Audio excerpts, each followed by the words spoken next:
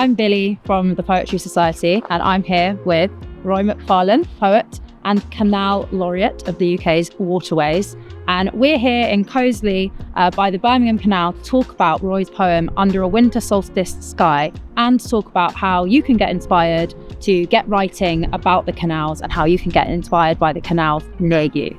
Roy, it's lovely to be here with you. As part of your role as Canal Laureate, you've been all over exploring the UK's waterways and canals. You've been writing about them, you've been celebrating them, you've been exploring them. What drew you to write about Coseley? Oh, Coseley is very close to my heart because really I'm just living around the corner in Tipton. I used to keep walking down here, jogging down here, just having a good, healthy walk along here. And when I was asked to be Canal Poet Laureate, I thought, where else would I start than the place that's on my corner?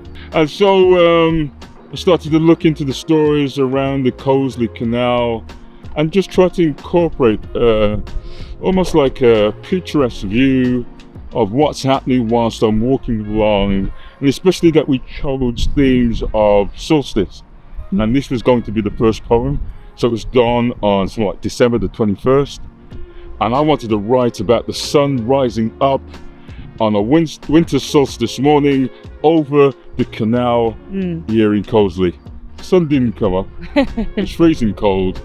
But I really thought I caught the essence of the beauty of this canal. There's a real sense of journey and movement in the poem. It really feels like you're physically taking us through the place. Can you explain a little bit about what your process was of writing the poem and how you came to have that sense of journey in the poem? I think one of the key things, especially when asked to do this, the number one thing in my mind, I was saying, I haven't got a boat. How am I going to talk about canals? But I equally realised that this is a beautiful hinterland that we have access to, that has so many stories, whether it's the history, whether it's the communities that are around here, and even myself, growing up around the Black Country. So whether that's Wolverhampton, Tipton, jumping across canals and taking shortcuts through canals, these are our stories. So in writing this and showing a journey through this particular canal on this particular winter solstice morning, I wanted to begin with this kind of transition from the world that we know. So Coseley, you'll be walking through Coseley, and at a certain part of Coseley, you won't notice that the canal's here. And I walked behind, I think it was a Methodist church, and through a gap in the fence, you suddenly saw this beautiful vista of this canal. And it's at the back of Coseley. And so it's like a magical opening that takes you into this beautiful area. And then so I start on the journey, and especially there's a part where I talk about the heron. And I've got this thing about herons.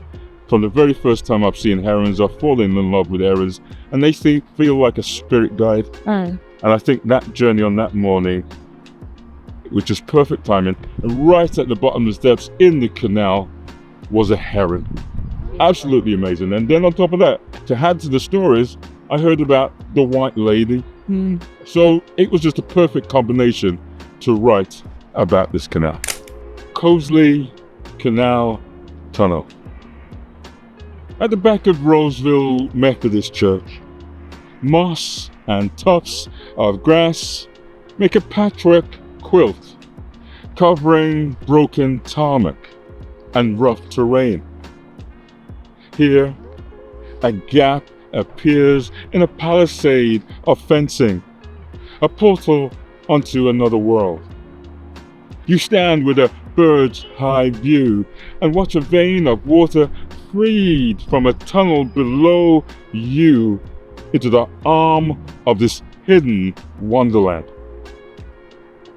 The kiss and warble sounds of birds seduce you, descending down to this underworld of the White Lady who searches for her lost children. In your poem, you have the myth of the White Lady. It's a sort of local folktale. How do you go about finding out about these local tales and putting them in your writing? I think that the most important thing I would advise writers, first of all, just get the poem out, get the initial thoughts, get that kernel of thoughts on paper, and then afterwards you can go out and start researching. However you do that, I think I had a whiff in my memory, somewhere in the back of my memory, there was the story of the White Lady, and so I researched it and found out somewhere around 1901, a lady had lost her house, was falling on the rent, and the house is going to be taken from her. She may have had 5 children, if I remember correctly, and in her despair, her husband was a drunkard, so it was total despair. She took her 2 kids and threw them off into the canal. And I think what they speak of is this ghost that is constantly walking through this tunnel, searching for her kids, kind of thing. Spooky. And it's a tunnel I dread to go through. But by the way, it's just part of the things. You look for these little things to push the story along, to make it different, to have these internal twists and turns. Yeah. And I think being it was a winter solstice, that kind of spooky. Yeah. And squirrels playing, jumping from tree to tree. And the heron welcomes you, spreads her wings and leads the way where trees are leaning, avoiding the eternal slide down banks into charming waters. Other trees fallen, bushes converted to the song of the canal, bend and drink at the water's edge. Walk under the bridge, and you'll find on a steep bank a discarded bumper, a McDonald's cup, a Coca-Cola tin, and a running shoe, and a reminder of the world above. I love in the poem how you kind of celebrate everything about this canal. You know, you don't just talk about the beautiful heron, but you mention the Coke cans and the other things we might not necessarily think of as beautiful or romantic in that traditional poetic sense. Why did you decide to include, all of those things? Well, I think what drove me is this idea of different worlds. So you had the upper level where you had to go through a fence, and then you saw this beautiful, and almost came it an underworld that you descend into, but it's so beautiful. And so all these images I felt that I included showed different aspects of these worlds in one site. And then the idea of time slowing down when I speak of the trees slowly sliding into the waters. So it's all these different, playing around with different levels, different time zones, different things. And I just thought all of these were encapsulated in the journey of the canal. And you see her amongst cattails and reeds, still, neck raised straight, periscope height, lengthened long, statuesque still. Then she moves, smooth criminal, the lean forward. She walks on water, leaving no trace. Still, neck drawn in, S-shaped saber, ready for the lunge. She sees something. You both stay still amongst the sounds of industrial rollers pulling in their neck, HGVs stampeding by, and a train roaring. You both stay still, and the heron flies away. The heron is a really strong character in the poem. What's the significance of the heron? Herons have been like a spirit guide for me along these waterways. I really wanted to include in my first poem this journey of the heron, just like the journey of the water. But I think you'll notice how the poem changes speed, because I think prior to that it was a bit more lyrical, a bit longer. And then when you get the heron and we're watching the heron getting ready to attack its prey. There are very short sentences and clauses, and it was just to slow the poem down and just to see the action of this amazing heron. And I can't say any further, just fell in love with the heron. It was quite interesting where it was. It was at the bend of the canal, where you could hear the industry behind you. You could hear the train humming along the side. And in all of that noise, the heron still held its, like a statue. It just waited. And then suddenly I'm like a heron, trying to capture him with words, waiting to see what he was going to do next. And hopefully I've caught that in that middle part of the poem. Further along, after the waters bend, where coots slow slalom through reeds and the water is clearer, luminous green star plants shine underwater, enraptured from another world.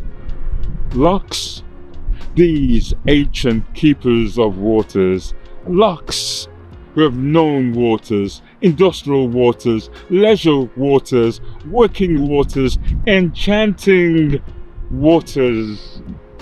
Lochs who have known waters under a winter solstice sky. So Roy, you were inspired by walking by your local canal, and the canals are such an inspirational, beautiful place to walk and to find things to write about. What advice would you give to someone looking to write a poem about their own local canal? So many things can inspire you. So you might not be a nature writer, as it were. You come along to the canal and you can see beautiful things. And you can see, you could be stimulated by people who are running, walking. It could be the season. It's a summer, it's a beautiful day. It's winter and it's freezing cold. So many things that can trigger you to write about the canals. If you're a kind of person that loves the history of things, I've been blessed to talk to incredible enthusiasts who have so much knowledge about their local canals. And so look into the stories behind this canal, like the White Lady. So there are all these stories personally for yourself. You may have fell in love by the canal. You may have got lost in the canal. I don't know. But all of these things are amazing. They have a thing called the Seven Wonders of the UK canals. Just have a look on that, even if it's just to start with one of those seven wonders. And just write how beautiful and how amazing those sites are. How can you not write about the canals? So it's really just about getting out there, just being there, going there, finding out, writing, getting the history. And it doesn't just have to be, oh, I saw a beautiful duck, I'm going to write about a beautiful duck. But it can be people, it can be stories, it can be history, it can be anyone who's walking by, you're imagining what their life could be. Absolutely. You make your own stories. Imagine where this person goes to after they've left the canal. Even the animals, give them a story. What are they doing? How they're chilling? I've got to write a whole book about herons chilling and having a lovely time by the canals. But be inspired. You come down here morning, noon and night. Come here in all seasons and just be inspired. So there are so many details in Under a Winter Solstice Sky that make it feel really real and make you feel really in the poem and in the place. Would you recommend people sort of jot down lots of observations first, or how would you recommend they start? I mean, for me, I'm the sort of person that will just go straight into it. You want to capture the inspiration. You want to capture that spark. And so we do a thing called free writing, where you don't worry about the grammar. You don't worry about how it's shaped. You don't worry if it's a sonnet or whatever it might be. You just write. Be caught by the muse. Be caught by the moment. And just write. And however you twist and turn, let it go. Then when you go back, you may have a finished poem. You may have a poem that's 2/3 good. So you start a third in, or you might end a third from the end. But suddenly you've got the material. You can do all the research, you can do all the add and take away, but you've got it, right? And then you do your research, then you add up any other details you need to do, but you let the poem, it's almost like I got the poem right in front of my hands, but you let the poem evolve into whatever shape it's going to be. Let the poem take over. In the poem, you have some really beautiful images like the luminous green star plants shining underwater, which just give a really beautiful aspect to the poem. What are your top tips for creating some beautiful images from the observations people might have collected at the canal? You want to be the new person, like Shakespeare, writing cliches that are not cliches, but writing something that's totally new and people can get grab a hold of that. So hopefully that when you see something, there's already something sparking off in your mind, so you get that going. And sometimes I'll often look for alliterations, so that's a repeat of the first letter of the word, or the vowels. I want ooh sounds, which may reflect the flow of the water, or I might have vowel sounds that might reflect an animal. And so you build on words. I think it's equally always important, not only because as poets we often look, young poets, new poets, we use our eyes, that's what we do, but we got to be about the ears and what we smell and what we taste, although I'm not saying for you to taste anything at the canal, but you want all the five senses flowing, and we feel them, we hear them, we smell. And you want to bring that across. And I think that's why I hope through the years of doing this that I bring across in many of the writings, and just encourage new writers, go wherever the mind will take. Make it up, because you're going to be the new person that people will repeat your words as a cliche. I can hear when you're talking about the poem and about being out here, how happy it makes you. And we know that writing is amazing for well-being, and being out in nature is also amazing for well-being. How has writing about the canals impacted on your well-being and mental health? For me, it's a double whammy. Writing and then walking in this beautiful nature that we've created. Man-made, I guess, with all the canals that are man-made, but still, it's like we're retaining and holding on to this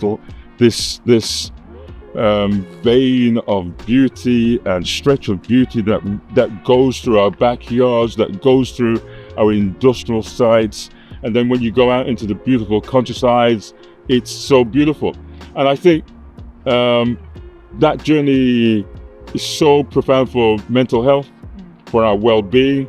Certainly for me, I think I've already said, prior to getting this role, I would, especially in Tipton, there's not much green grasslands and parks.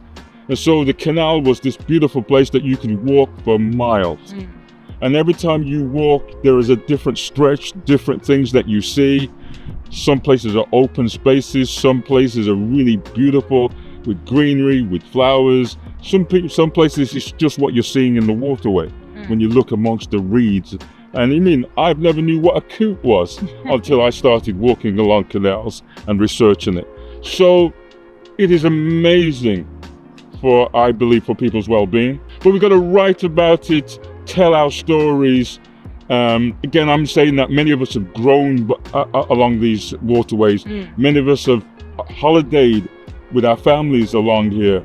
And imagine those stories that you can tell. I've heard stories of, we did a poetry competition. And we've invited people to write about poetry. And you got so much amazing stories in a family where maybe they've escaped from the hustle and bustle of 9 to 5 and escape here, and suddenly the whole life is changed. Or you got kids that have grown here and they can remember what their father used to do. And then you got all these, I could go on. What I'm saying, we have got to save these canals, write about them and tell our stories, right? And on top of all of that, you know, it makes you learn things, it's exciting, it connects you to nature. It's also a lot of fun writing about the canals, being on the canals and writing about them and learning to write a poem. So I would really recommend getting down here and writing a poem yourself. Why not try it out? Thank you so much, Roy, for joining us today and talking about your poem. Billie, it's been amazing. Thank you for asking me all these questions, making me think. And thank you for listening to my poems, going on this journey about writing the poetry. And I hope you'll be out there this year, 2025. We're going to have a barrage. Is that right, man? We're going to have lots and lots of poetry. So I hope to see some of that. Thank you very much. Thank you.